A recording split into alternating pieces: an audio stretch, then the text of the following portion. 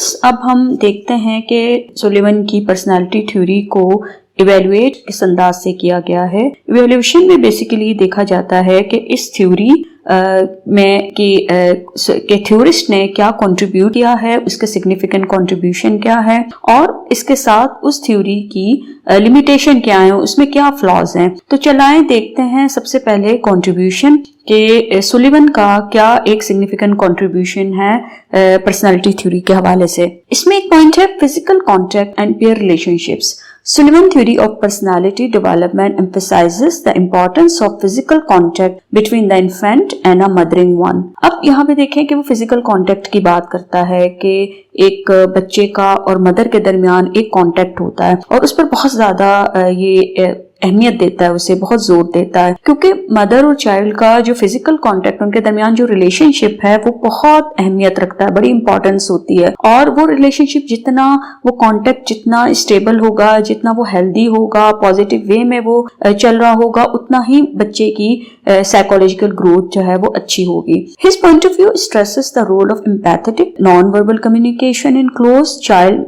Maternal relationship. अब आप देखें कि जो बच्चा है वो तो बात नहीं कर सकता, बोलता तो नहीं है, तो बच्चे के और मदर के दरमियान जो रिलेशनशिप होता है उसमें ज्यादातर नॉन वर्बल कम्युनिकेशन का बड़ा रोल होता है। ज्यादा एक एम्पैथी क्या होती है कि आप दूसरे की तकलीफ को बहुत समझते हैं, बड़ी डेप्थ में समझते हैं। ये सिर्फ हमदर्दी नहीं होती है, एम्पैथी हमदर्दी से बहुत आगे होती है, सिंपैथी से बहुत आगे होती है। तो अब जितना आप किसी की फीलिंग्स को, किसी के इमोशंस को समझते हैं, उसके इनर वर्ल्ड, उसकी प्राइवेट वर्ल्ड को अंडरस्टैंड करना होता है कि इंसान फील क्या करता है, उसे क्या महसूस होता है, तो उसको अंडरस्टैंड करना होता है। तो ये रिलेशनशिप जो है, इसमें जितना एक एम्पैथी का रोल होगा, जितना स्ट्रांग होगा, और जो नॉन वर्बल कम्युनिकेशन हो रही है उस क्लोज रिलेशनशिप में, जो मदर चाइल्ड का रिलेशनशिप है, जितनी नॉन वर्बल कम्युनिकेशन भी अच्छी होगी, ये बच्चे की उसकी हेल्थ के लिए बहुत इंपॉर्टेंट होता है। अब नॉन वर्बल कम्युनिकेशन में कि मदर के फेशियल एक्सप्रेशंस क्या होते हैं, वो बच्चे को किस अंदाज से देखती है, वो बच्चे को उठाती कैसे है, बच्चे को रिस्पॉन्स कैसे करती है। हालांकि मदर जो है वो अपने मुंह से कोई वर्ड नहीं कह रही है, लेकिन कोई वर्ड्स यूज नहीं कर रही है, और ना ही बच्चा जो है वो उस तरह, छोटा बच्चा, इन्फेंट 2 महीने का, 3 महीने का, 4 महीने का बच्चा जो है वो इस तरह कोई चीज वर्बलाइज कर सकता है जैसे हम करते हैं। तो नॉन वर्बल कम्युनिकेशन बड़ी इंपॉर्टेंट है। तो वो रिलेशनशिप जो मदर चाइल्ड का है, वो फिजिकल कांटेक्ट उनके दरमियान है, वो जितना पॉजिटिव होगा, वो जितना सिग्निफिकेंट होगा, और नॉन वर्बल कम्युनिकेशन जितनी अच्छी होगी, वो चाइल्ड की पर्सनैलिटी डेवलपमेंट के लिए बहुत अहमियत रखती है। तो ये एक बहुत इसका सुलिवन का एक कंट्रीब्यूशन माना जाता है कि इसने इस रिलेशनशिप पर बहुत डिटेल में बात की और बताया कि किस तरह ये रिलेशनशिप जो है वो एक पर्सनालिटी को डेवलपमेंट में उसका एक रोल है। अब इस बात को और भी लोगों ने इसको रिकॉग्नाइज किया, अहमियत दी इस बात को और एक्सेप्ट किया। वर्ल्ड हेल्थ ऑर्गेनाइजेशन का भी इस हवाले से जो है वो इसको, अब इस पॉइंट ऑफ व्यू को, ये जो सुलिवन का कंट्रीब्यूशन था, इसको बहुत रिकॉग्नाइज भी किया गया और भी लोगों ने इस पर बात की कि mental health in infants require the experiencing of a warm, intimate and continuous relationship with the maternal figure, not necessarily the biological mother. अब ये बात जो है वर्ल्ड हेल्थ ऑर्गेनाइजेशन ने भी इसको इम्पोर्टेंस दी है कि जो मेंटल हेल्थ है एक इन्फेंट की, उसके लिए बहुत जरूरी है कि उसका एक वार्म रिलेशनशिप हो, एक इंटीमेसी हो उस रिलेशनशिप में, और उसमें कंटिन्यूटी भी हो। ये नहीं है कि कुछ दिनों के लिए वार्म रिलेशनशिप है, इसके बाद नहीं है, नहीं। जब जैसे जैसे बच्चा ग्रो कर रहा होता है, उसको एक कंटिन्यूस रिलेशनशिप चाहिए होता है मैटरनल फिगर के साथ, और उसमें जरूरी नहीं है कि वो उसकी बायोलॉजिकल मदर भी हो। बाज़ औक़ात देखें कि अगर बच्चे की कोई स्टेप मदर होती है या कोई केयर गिवर है, उसकी बायोलॉजिकल मदर वहां नहीं है, अगर वो उसकी केयर गिवर और उसकी स्टेप मदर उससे वो प्यार देती है, उससे वो टेंशन देती है, उसके साथ एक अच्छा रिलेशनशिप बनाती है, तो भी बच्चे की डेवलपमेंट जो है वो अच्छी होगी, स्मूथ डेवलपमेंट होगी। और बहुत सारे देखें कि कुछ लोग ऐसे भी होते हैं जो बच्चे को अडॉप्ट करते हैं, उनके अपने बच्चे नहीं होते या फॉर एनी रीजन, तो वो अडॉप्टेड बच्चे को भी अगर पेरेंट्स जो हैं वो बहुत अच्छे तरीके से उसको रेज करेंगे, खासतौर पे मदर उसको बहुत अच्छे तरीके से अटेंड करेगी तो वो भी बच्चे की हेल्थ के लिए बहुत अच्छी चीज होती है। इसी हवाले से रिसर्चेस भी होती रही और रिसर्चर्स ने बाकायदा प्रूव किया कि बच्चे जो हैं जो प्राइमरी केयर गिवर या अपनी मदर उनसे दूर होते हैं, अपने पेरेंट्स से दूर होते हैं, उन बच्चों में वेरियस उनके अंदर आपको वैरायटी के सिम्टम्स, साइकोलॉजिकल प्रॉब्लम्स इसमें नजर आएंगे। एक रिसर्च की गई थी जिसमें कुछ बच्चों को नर्सरी होम में रखा गया था, पेरेंट्स से अलहदा कर दिया गया था और उनमें जब सिम्टम्स फाइंड आउट की गई तो पता चला कि उन्हें भूख बहुत कम लगती थी, स्लीपिंग प्रॉब्लम था, क्राइंग बिहेवियर था कि बहुत चीखते थे, चिल्लाते थे और स्लो मोटर मूवमेंट थी, उनके अंदर विड्रॉल टाइप के बिहेवियर थे। तो ये क्यों होते हैं? ये इसलिए होते हैं कि एक पर्सन जब दुनिया में, एक बच्चा दुनिया में आता है तो उसे मोहब्बत चाहिए होती है, उसे फिजिकल कांटेक्ट जो है उसके केयर गिवर के साथ उसे वो उसमें एक वार्मनेस उसको चाहिए होती है, एक उसमें एक वो स्ट्रॉन्ग रिलेशनशिप चाहिए होता है और जिसमें इंटीमेसी हो, जिसमें एक केयर उसको नजर आए कि हाँ ये मेरी केयर के लिए है। तो वो जो रिलेशनशिप जितना अच्छा होता है तो उतने ही इस बात के उनके हेल्दी होने के चांसेस होते हैं कि ऐसे बच्चे वक्त के साथ बहुत हेल्दी होते हैं, मेंटली हेल्दी होते हैं और लाइफ में भी आगे चलकर इनकी एडजस्टमेंट जो है बड़ी आसानी से हर सिचुएशन में ये अडेप्ट भी कर जाते हैं और इनकी साइकोलॉजिकल एडजस्टमेंट भी बहुत अच्छी होती है। इसी तरह पेयर रिलेशनशिप भी बहुत इंपॉर्टेंट होते हैं क्योंकि पेयर रिलेशनशिप आपको अपॉर्चुनिटी देते हैं, लर्निंग होती है लोगों के साथ जब आप कांटेक्ट करते हैं, अपने हमअसर के साथ, अपने दोस्तों के साथ, अपने एज फेलो के साथ, तो वो आपको उनसे एक इंटीमेसी रिलेशनशिप, एक फैक्शन उस रिलेशनशिप में होती है और वो आपकी हेल्थ के लिए अच्छी होती है। इसके अलावा वो रिलेशनशिप भी रोल प्ले करते हैं कि आप बाज़ औक़ात फेयर को कंट्रोल करने में हेल्प करते हैं, एग्रेशन को कंट्रोल करते हैं। इसी तरह सेक्स रोल्स भी आइडेंटिफाई होते हैं, कॉम्पिटेंसी डेवलप होती है और इंसान जो है वो डील करना भी सीखता है। तो सोशल इंटरेक्शन में pair relationship basically social interaction में आ जाता है। तो वो आपके सोशल इंटरेक्शन जो है या सोशल रिलेशनशिप्स हैं ये भी बहुत इंपॉर्टेंट होते हैं इस पर्सनालिटी डेवलपमेंट में, एक स्मूथ पर्सनालिटी डेवलपमेंट में। हालांकि कुछ रिसर्चर ने इसे बहुत ज्यादा इस पर एम्फेसाइज नहीं किया, लेकिन फिर भी वो इसे एक्नॉलेज जरूर करते हैं कि पेयर रिलेशनशिप जो है वो भी इम्पोर्टेंट सिग्निफिकेंट रोल प्ले करते हैं ह्यूमन पर्सनालिटी में। इस सेकंड मेजर कंट्रीब्यूशन है सुलिवन का, वो इंटरव्यू से रिलेटेड है। इन्होंने एक बुक लिखी थी द साइकेट्रिक इंटरव्यू। अब साइकेट्रिक इंटरव्यू में इन्होंने असेसमेंट टेक्निक बताई कि आप इंडिविजुअल के इंटरव्यू किस तरह करेंगे ताकि आप उन्हें इस काबिल बना सकें कि उनकी साइकोलॉजिकल प्रॉब्लम रिजॉल्व हो और उनकी साइकोलॉजिकल एडजस्टमेंट जो है वो इनहेंस हो। अब यहाँ पर इन्होंने सुलिवन ने 4 स्टेजेस बताई इंटरव्यू की। द फर्स्ट स्टेज है Inception. Inception of the interview is the formal reception of the client and inquiry about why he or she has come to the interview। अब आप देखें कि ये फर्स्ट स्टेज है जिसमें आप जो है वो आपके पास पेशेंट जब आता है तो आप जाहिर सी बात है आपने उसके साथ रेपो बिल्ड करना होता है, उसको रिसीव करना होता है, उसको वेलकम कहना होता है ताकि आपको ये पता चले कि ये पर्सन जो है वो आया किस लिए, उसका इंटरव्यू आप करेंगे क्यों। थोड़ा सा इंक्वायर करना होता है और उससे थोड़ी सी इंफॉर्मेशन लेनी होती है ताकि आपको पता चल सके कि ये पेशेंट को इंटरव्यू देने की नीड क्यों है। जाहिर सी बात है पेशेंट आपके पास खुद ही चलकर आता है, आप उसके घर तो नहीं जाते हैं। तो उस लेवल पर आपने पेशेंट को इंटरटेन करना होता है इस तरह कि वो आप पर ट्रस्ट करे और उसको फील होना चाहिए कि ये पर्सन है who can understand me well. फिर सेकंड स्टेज है recognisance stage, consists in obtaining a rough outline of the social or personal history of the patient। अब इस स्टेज पर आप being a therapist, being an interview, आप उसकी social और personal history को लेंगे और उसकी एक outline बनाएंगे। आपको significant points पता हो कि ये इसकी history है, ये points हैं जिसको आप further आगे चलकर डिटेल में उस पर बात करेंगे। थर्ड फेज में डिटेल इंक्वायरी। अब थर्ड स्टेज जो डिटेल इंक्वायरी है that is in-depth exploration that involves many subtleties and complexities of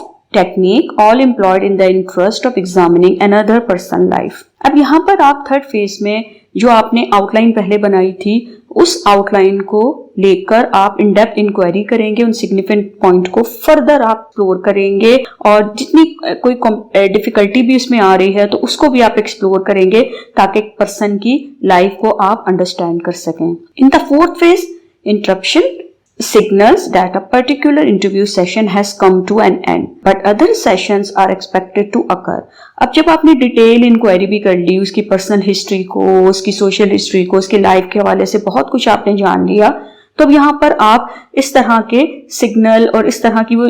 कुछ करेंगे कि जिससे पेशेंट को भी ये लगे कि अब ये सेशन जो है वो वाइंड अप होने को जा रहा है, ये आहिस्ता आहिस्ता जो है एंड की तरफ जा रहे हैं और एक टाइम आना इंटरव्यू खत्म हो जाएगा, लेकिन उसको ये भी हो कि अभी कुछ सेशन मजीद होने हैं। आप एकदम से पेशेंट को नहीं कर सकते हैं। और लास्ट में termination means no further session are expected. अब जो लास्ट फेज होगा उसमें फिर आप उसको टर्मिनेट करेंगे, क्योंकि किसी भी आप कोई भी थेरेपी करें, आप कोई भी असेसमेंट कर रहे हो तो एकदम से आपको एब्रप्ट आप टर्मिनेशन नहीं करते, एकदम से आप पेशेंट को टर्मिनेट नहीं करते, बल्कि आप बहुत स्लोली करते हैं और टर्मिनेट करने से पहले आप पेशेंट को कुछ ना कुछ सिग्नल दे रहे होते हैं और पेशेंट भी उसके लिए मेंटली प्रिपेयर होता है और आप एक प्रॉपर वे में पेशेंट को टर्मिनेट करते हैं। तो ये भी सुलेवन ने जो इंटरव्यू के हवाले से जो गाइडलाइन दी और जो पूरी स्टेजेस बताई, ये भी एक बहुत आप देखें इस फील्ड में इनका एक बहुत बड़ा कंट्रीब्यूशन कंसीडर किया जाता है। फिर सुलेवन ने सिक्योरिटी ऑपरेशन की बात की थी, सेल्फ सिस्टम की बात की थी, जो हमने थ्योरी में पढ़ा था सेल्फ स्टीम की। तो बेसिकली जब वो सेल्फ सिस्टम बनता है तो पर्सन में कुछ स्किल्स होती हैं, वो स्किल्स जो होती हैं वो पर्सन को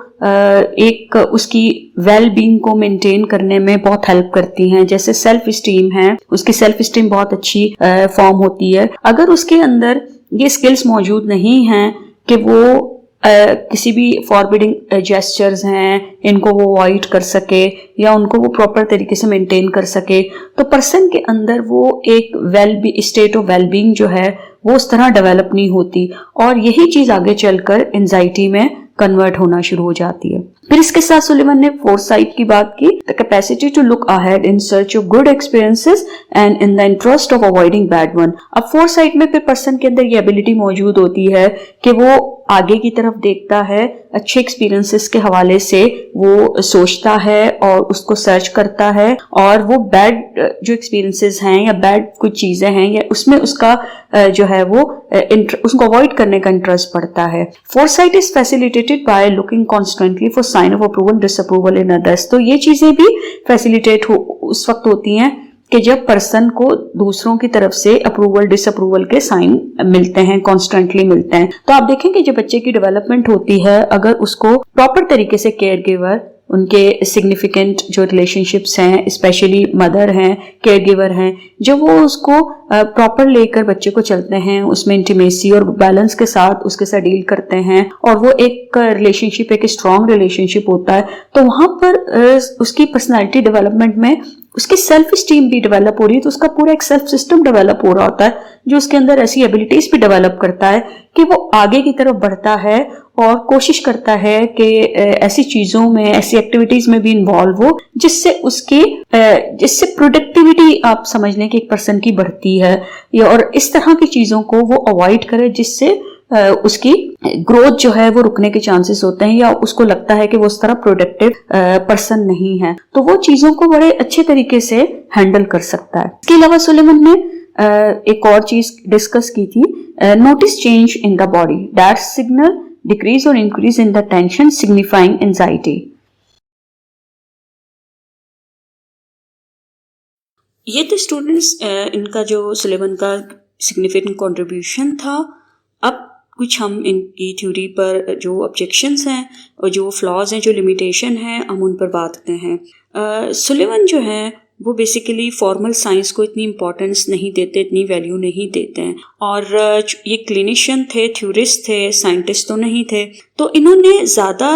जो इनका मेथड था इंक्वायरी का, एक पर्सनालिटी को असेस करने में, एक ह्यूमन बीइंग को असेस करने में, वो इनफॉर्मल मेथड है, ठीक है। तो उन्होंने जो है वो साइंटिफिक वर्क को बहुत ज़्यादा इंपॉर्टेंस नहीं दी, वो इतनी उसको अहमियत नहीं दी, बल्कि इन्होंने इनफॉर्मल मेथड यूज़ किए और उसके ज़रिए इन्होंने ह्यूमन बीइंग को अंडरस्टैंड करने की कोशिश की। इनके जो आइडियाज़ हैं जो इन्होंने डेवलप किए वो ज़्यादातर कॉन्टेक्स्ट में किए कि किन सेटिंग्स में, ऑफिसेस, हॉस्पिटल्स, लाइब्रेरीज वगैरह में, किसी साइंटिफिक लेबॉर्ट्री में इनका काम नज़र नहीं आता। इसीलिए इनकी जितनी थ्योरी जो है उस हवाले से कोई डायरेक्ट साइंटिफिक सपोर्ट नहीं मिलती, कि ऐसे एविडेंसेस, डायरेक्ट साइंटिफिक एविडेंसेस नहीं मिलते जो सुलिवन की थ्योरी को सपोर्ट कर सकें, और ये इनकी थ्योरी की एक लिमिटेशन मानी जाती है। तो सेकंड जो लिमिटेशन है वो इनकी राइटिंग स्किल के हवाले से। इन्होंने अपनी आइडियाज़ को जो कम्युनिकेट किया बुक्स के ज़रिए और जो प्रेजेंट किए वो इतने अच्छे उसमें उनका वे ऑफ प्रेजेंटेशन जो था इतना अच्छा कंसीडर नहीं किया गया। हालांकि कैरन हॉर्नाय जो है उन्हें बेस्ट राइटर के तौर पर माना जाता है, लेकिन सुलिवन को नहीं माना जाता है। हाँ, सुलिवन को खुद भी इस चीज़ को रियलाइज़ करते थे कि, और इनके ऊपर ये ऑब्जेक्शन है कि ठीक है, इन्होंने जो कुछ भी प्रेजेंट किया, इसकी ज़रूरत कंडीशन पर बताया, या जो भी उन्होंने अपने थियोरेटिकल कॉन्सेप्ट्स को डिस्क्राइब किया, उसको इंटरप्रेट किया, तो उसमें कोई ऐसी उनकी राइटिंग स्किल, या जो एक होती है कि आप जब एक किसी चीज़ को रिटर्न में आप लेकर आते हैं, फॉर्म में आप उसको जिस तरह प्रेजेंट करते हैं, तो वो बड़ी आपको एक अट्रैक्ट करती है और आपको बड़ा एक स्ट्रॉन्ग वो एक ओपिनियन लगता है। तो यहाँ पर इनके राइटिंग के हवाले से, रिटर्न कम्युनिकेशन के हवाले से आपको एक जो है वो उसमें कमी नज़र आएगी, और उनके जो कॉन्सेप्ट्स हैं वो उस तरह वेल डिफाइंड कंसीडर नहीं किए जाते, या आप कहें कि वेल एडवोकेटेड नहीं हैं। तो आपका जो पॉइंट ऑफ व्यू होता है, आपका जो आइडिया कॉन्सेप्ट होता है, उसको जब आप प्रेजेंट करते हैं रिटर्न में भी, तो आपको इस चीज़ को देखना होता है कि आप उसको कितने अच्छे तरीके से प्रेजेंट करते हैं कि सामने वाला जो है वो माने कि हाँ ये कंडीशन है, इसकी इस तरीके से उन्होंने प्रेजेंट किया, तो उनकी इंटरप्रिटेशन में भी प्रॉब्लम नज़र आता है। और सुलिवन जो थे उनको खुद भी इस चीज़ का था कि उन्होंने कोशिश भी की कि इसको जो है वो कॉन्सेप्ट्स को किस तरीके से इम्प्रूव किया जा सकता है। फिर एक और हवाले से जो बात की जाती है वो ये कि इन्होंने कुछ कॉन्सेप्ट्स जो थे वो फ्रॉइड के डिस्क्राइब किए थे, जैसे फ्री एसोसिएशन है, रिप्रेशन है, इंसाइट है। तो उसको देखकर भी कुछ लोगों का कहना है कि ये क्या कम्प्लीटली ये फ्रॉइडियन थे कि नहीं थे। फिर इसके अलावा इन्होंने एंजाइटी के ऊपर एम्फसाइज किया, उसको बात की, तो उस हवाले से भी ये डिस्कशन होती है कि क्या इन्होंने ये आइडिया जो है वो कैरन हॉर्नाय का लेकर उससे इंस्पायर होकर या उसको बेस बनाकर इन्होंने उस पर अपने आइडियाज़ को प्रेजेंट किया, अपना एक पॉइंट ऑफ व्यू दिया है। तो ये कुछ ऑब्जेक्शन हैं और लिमिटेशन हैं जो इनकी थ्योरी पर हैं, लेकिन बहरहाल सुलिवन का भी एक पर्सनालिटी थ्योरी में एक बड़ा कंट्रीब्यूशन है, और इनकी थ्योरी जो है वो एक इम्पॉर्टेंस रखती है और इसको पढ़ा जाता है, और इनके कॉन्सेप्ट्स को लेकर जो है वो बहुत सारी उन कॉन्सेप्ट्स को लेकर आप ह्यूमन पर्सनालिटी को अंडरस्टैंड कर सकते हैं।